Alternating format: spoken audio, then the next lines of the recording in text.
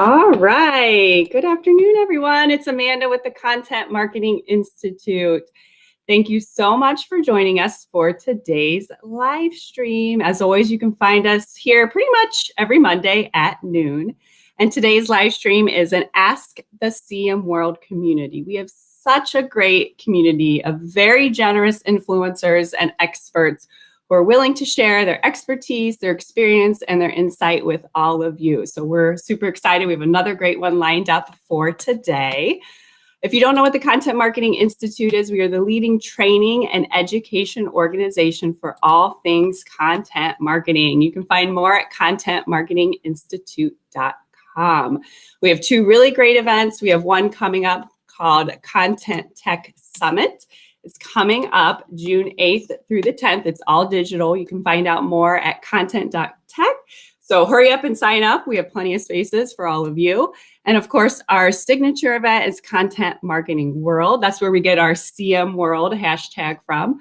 It is September 28th through October 1st, and we have both online and in-person options. So we are super excited about that. So as always, I see some of you checking in already. So feel free to drop me a note in the comment section. Say hi. Let us know where you are joining us from. We see Kareem, Patrick, everyone. We have people from all over too. Please let us know where you're joining us from. We love to see that as well.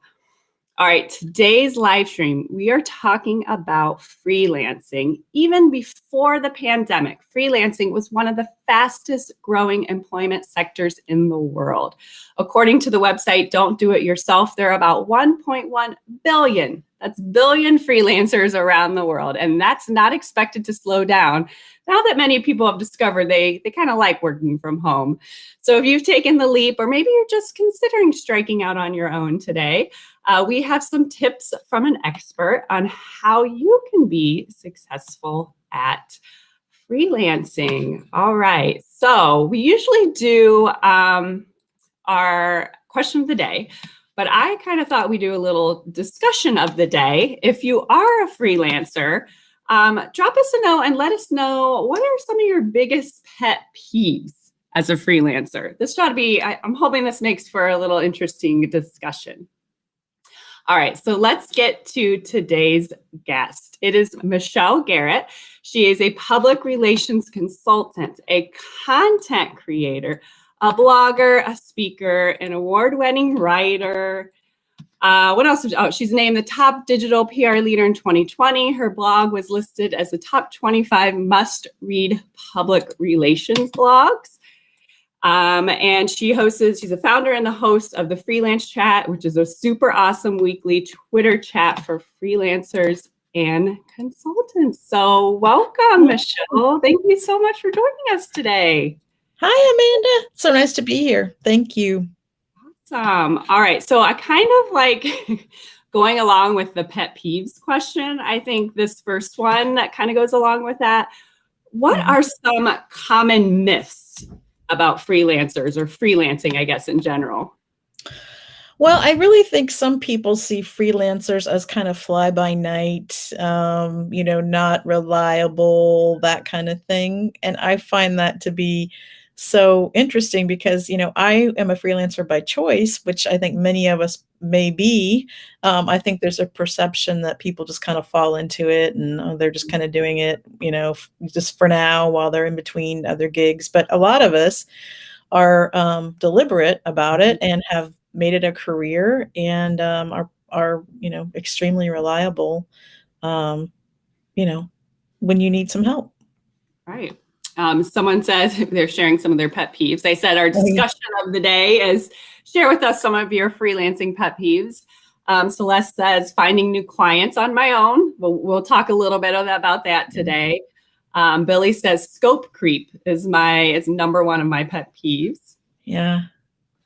All right. Hi, JK, join us. Hi, JK. Thanks for joining us today. As I said, if you're joining us talking about freelancing, drop us a note in the chat. Let us know say hi. Let us know where you're joining us from.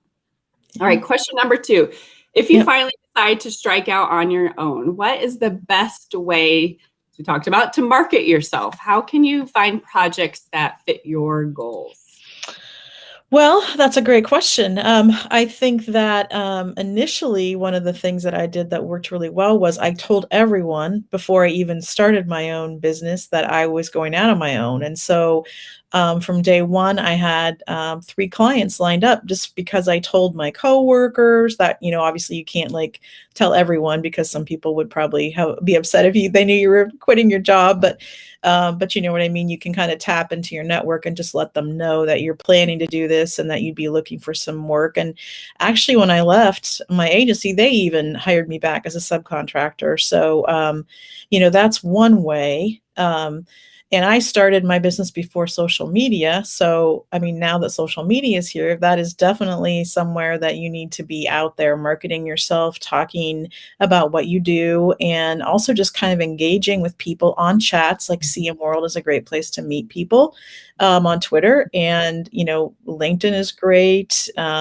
Whatever you're comfortable with on social media, I wouldn't try to do every platform because it can get to be kind of overwhelming and then you might not want to do any of them. So focus and see where your audience is.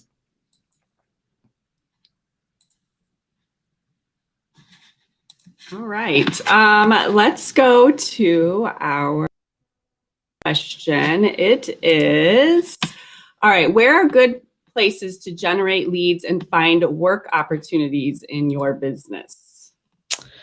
Well, I mean, I've had a lot of success with social media. Twitter is my primary platform, but of course, a lot of people like LinkedIn.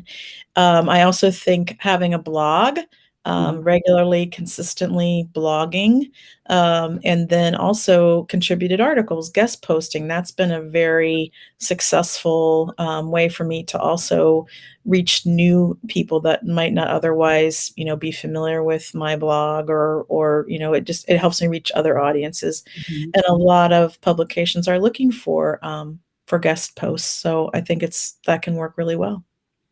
I was going to say, going back to that other question is, finding something that fits your goals. Is it sort of like if you want to focus on freelancing in like the healthcare industry, or so you would say like focus on, blogs or Twitter chats or LinkedIn, you're finding those, focus on those industries, right? Like where you would want to get the work. Yes. For example, I like manufacturing. So I'm always looking I've been on some podcasts about manufacturing. I have guest posted for ThomasNet, which is a big, player in that industry, and just looking for opportunities. It'd probably be a lot easier in some industries than in others. I think healthcare probably has a lot of, outlets that might be interested in guest posts and things. So. If you're just joining us, we're talking about freelancing with Michelle Garrett. And one of the questions I asked was, share with us some of your pet peeves as a freelancer. Charlene says, main pet peeve would be clients underestimating your value, which we'll kind of touch on that in a minute. Kareem says bad unstructured briefs. That's another one of his pet peeves. We have people joining us from all over today, Michelle. Jordan, India, Portugal, Paris. Macedonia in there Paris right now. Philadelphia. Thank you, everyone, for joining us. Us today. Macedonia. Hello. Oh, Farouz says not finding a team to work with on projects. That's a pet peeve of his. Okay. Nolan says negotiating fees. So touch on that in a minute. As with any job, there are highs and lows for independent workers. So how can you sort of get motivated when the going gets tough? You and I were chatting about this a little bit ago. How can you kind of prepare for can you prepare for some dry spells? It's definitely, I think you have to be mentally ready because there are ups and downs. I mean, when you work for yourself, there are going to be times when you're going to be very busy and you're going to be wondering, how do I get all this work done? And then there will be times when you're like, where's my next, project, my next client coming from? So you have to kind of get used to that. And some people are not, it messes with their head a little bit. Like, I think you have to kind of prepare yourself and know that's going to happen, and then save money, for the rainy days. And, always be networking. I'm always talking to people. One of the things I have learned is that even when I'm busy, if somebody asks me if I'm interested in a project, I usually take that call anyway, because sometimes, you know what, maybe they're not looking right now. Maybe it's in 6 months they need help, which when you would be available again. If it is immediate and you can't take it, you can always refer to someone in your network. And so I think it's just good to make that connection and have that conversation. It doesn't take too much of your time. And I think I used to be of the mindset, oh, well, I'm too busy, so I'm just going to say no, or I'm just going to refer them. And now I'm really more likely to have that 15 to 30-minute call or whatever, just to find out more. And a couple of times I've done that, I'm like, oh yeah, they don't need help immediately, so I don't need to panic. I should just have that conversation. That's a great tip. That's great. Yeah, you never know. You never know. Never burn any bridges, right? Right. Absolutely. All right. So what questions should freelancers ask potential clients when deciding which projects they want to accept? This is a good one. Well, there's so many, and we do talk about this a lot on Freelance Chat, kind of finding those red flags and kind of figuring out like what's a good fit. Because I think a lot of times, I think, we have a lot of writers that come to the chat, and I do some freelance writing. I think in that case, it might be a little bit easier to get clear-cut answers, but I know with PR clients, sometimes they don't really even understand what PR is. And so you need to be asking questions about like, what are your goals? Like, what are you trying to do? What do you expect this to help you accomplish? And then you just need to have that conversation. A lot of times it's an education type of effort, because they don't understand it. So they can't really answer your question until they know exactly, what you can do for them, because there are things that PR cannot do. It's not magic. It's not like you wave a wand and, tomorrow you're in the Wall Street Journal. And, so I feel like it's good to have the conversations. And of course you don't want to just have endless conversations and do, lengthy proposals without being paid for any of that time. But I think you need to at least, especially if it's a bigger project, a bigger, longer term client, you do need to really kind of try to get answers to some of those tougher questions, because if you don't, you're going to probably regret it. Because I've had that happen as well when I was less experienced, and I just kind of like, oh, I'll take anything, it doesn't matter. Like, but no, now I'm probably a lot pickier about like just having the conversation at least, and then you can make the decision about whether or not it is a fit. Because sometimes it's just like, well, this isn't going to work for me, and I think you have to feel okay to say no sometimes. I think that's really hard to say. You don't want to, turn away work, but yeah, it's just not the right fit. Yeah. And then sometimes when you say no, it opens you up to opportunities that are a fit. And in fact, I had that happen to me, early this year, where something wasn't working and I had to end it. And then bingo, it really, the floodgates kind of opened when I got rid of that problematic client. So yeah. Yeah. And don't you love when they call and say, can you get me on Good Morning America tomorrow to pitch my product? Or it just doesn't work that way, And I mean, I know Rand Fishkin talks about this all the time, the Wall Street Journal problem. It's an ego problem. It's almost like, well, we think we need to be in the Wall Street Journal because we think it's going to do this for us. Whereas if you really explain, well, your audience really isn't reading the Wall Street Journal. They're reading the tech, journal. They're reading, the industry vertical publication or the blog or whatever.